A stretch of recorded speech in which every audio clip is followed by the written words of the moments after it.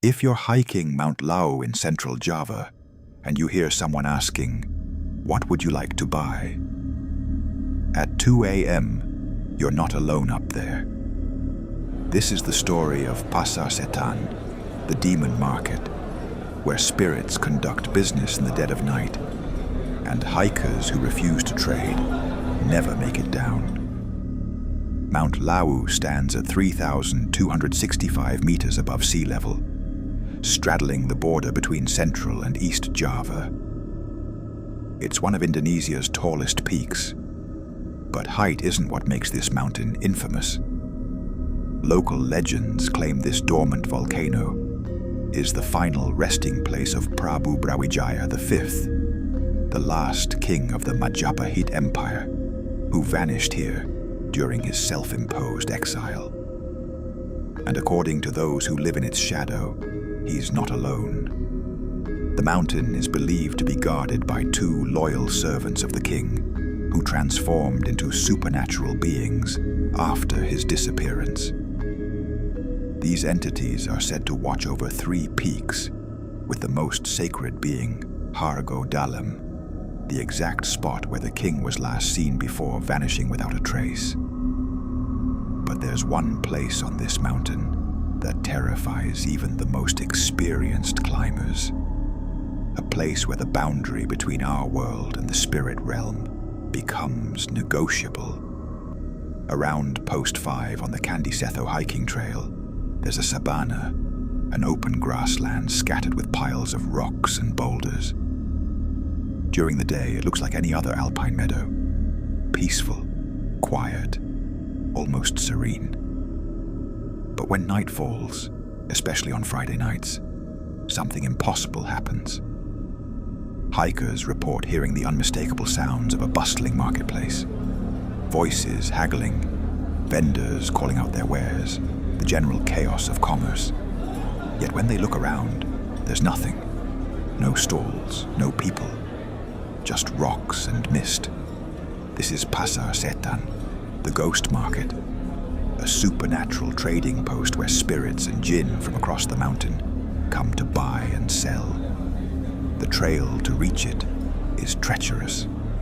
The path from Cetho is steep, frequently shrouded in thick fog, and full of depressions and holes that cause hikers to lose their way. Some say the mountain itself doesn't want outsiders reaching the market. Others believe getting lost is part of the test. But here's where it gets truly unsettling. Because if you hear the market, you can't just ignore it. According to local tradition, when spirits ask, "What would you like to buy, friend?" you must respond. You must pretend to shop, pick up rocks, examine leaves, act as if you're genuinely considering a purchase, and then you have to throw money, any amount, toward the source of the voices and take something from the area, a leaf, a stone, dirt. This completes the transaction. This shows respect. Because refusing to participate, that's when things go wrong. There are variations to the rules, of course. Some locals warn never to accept anything if you see the market, while others insist you must complete a purchase if approached. The inconsistency itself is terrifying, because it means nobody really knows the right way to survive an encounter. What everyone agrees on is this: the spirits conducting business here don't appreciate being disrespected. And on their mountain, in their market, you're not in a position to negotiate. The phenomenon isn't just folklore passed down through generations. Modern hikers continue to experience it. In academic research published by UNESA, local residents described actually seeing the market manifest, not just hearing it. They claim that on certain nights, especially during spiritual practice, the rock formations transform before their eyes into a fully functioning marketplace where supernatural entities conduct their business. In October 2022, a 48-year-old hiker named Ali Rahmatullah from Kediri went missing on Mount Lawu. He was last seen at Pasar Setan. Despite extensive searches by rescue teams and local volunteers, he was never found. The mountain, it seems, sometimes keeps what enters the market. These incidents have done nothing to stop people from attempting the climb. If anything, they've only added to the mountain's dark allure. But why does this supernatural market exist in this specific location? The answer might lie in blood and betrayal. The location of Pasar Setan is near the site of an ancient battle between the forces of Prabu Brawijaya V and the Adipati of Cetho from Majapahit. This was no ordinary skirmish. This was a conflict between a king in exile and those sent to either capture or kill him. Local belief holds that Pasar Setan, also known as Pasar Dieng, located beneath Hargo Dalem Peak, witnessed not just historical warfare, but became a permanent gateway between dimensions. The violence that occurred here may have torn the veil between worlds, creating a permanent supernatural trading post. Think about it. A marketplace requires goods to trade. What do the spirits of Mount Lawu have to offer?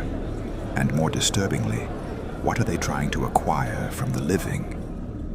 Mount Lawu is considered sacred by those who live in its shadow, and the mysteries surrounding Pasar Setan are treated with deadly seriousness. This isn't a tourist attraction. This isn't a photo opportunity. The local guides who lead expeditions up the mountain speak about Pasar Setan in hushed tones. They'll give you the rules, but they won't accompany you through that section at night if they can avoid it. And they certainly won't stop if they hear the voices calling.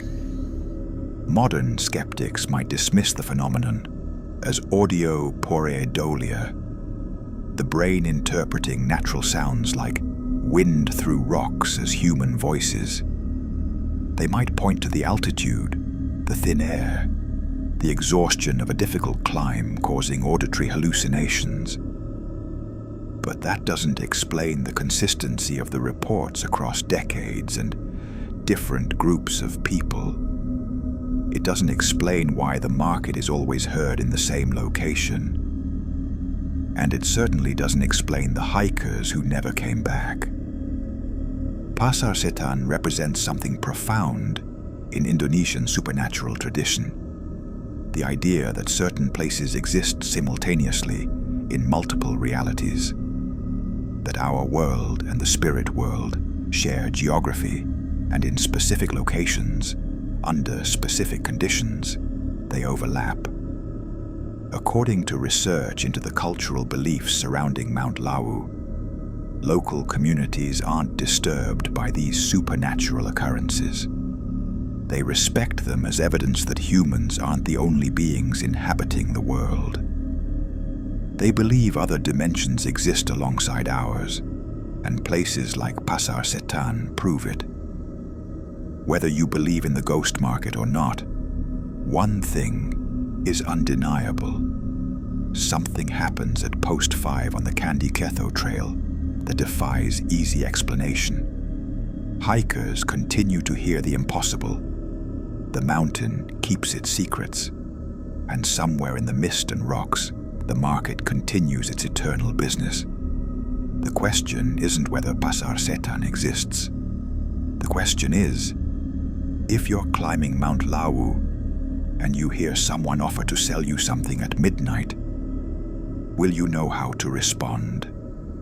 If you want more stories about Indonesia's darkest mysteries, hit that subscribe button. I dive deep into the supernatural phenomena that most people are too afraid to investigate.